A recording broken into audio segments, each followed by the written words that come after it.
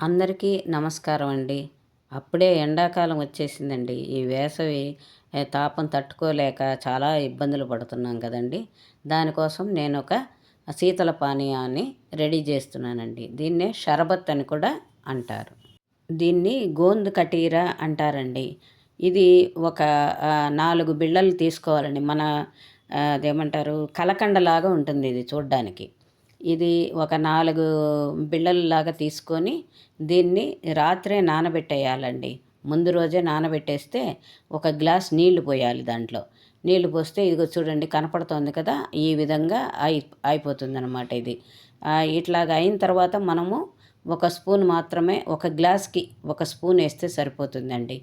దాంతో పాటే నేను కొంచెం అంటే చిన్న స్పూన్ గనకైతే ఒక 2 వేసుకోవచ్చండి.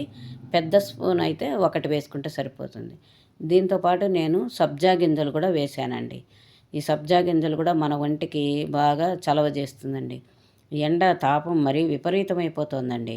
దానివల్ల ఈ సబ్జా గింజలు, పుదీనా, ఈ గోంద్ కటీర, చక్కెర ఇదన్నీ వేసుకొని మనము నిమ్మకాయ రసము ఇవన్నీ కలిపి ఇలా షర్బత్ లాగా చేసుకొని తాగామంటే మనకి ఒంటికి చలవ చేస్తుందండి.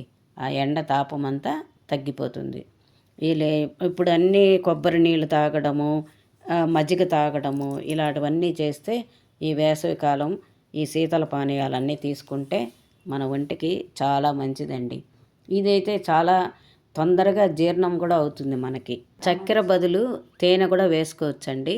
ఈ ఐస్ ముక్కలు వేసుకుంటే కొంచెం ఇబ్బంది అనుకున్న వాళ్ళు కుండ నీళ్ళు కూడా వేసుకొని తాగొచ్చండి.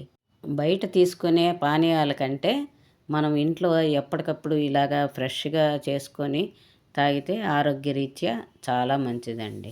ఈ గోందు సబ్జా గింజల వల్ల మనకి వడదెబ్బ తగలకుండా కాపాడుతుంది. జీర్ణశక్తి కూడా బాగుంటుంది. వెయిట్ లాస్ కూడా తగ్గిస్తుంది.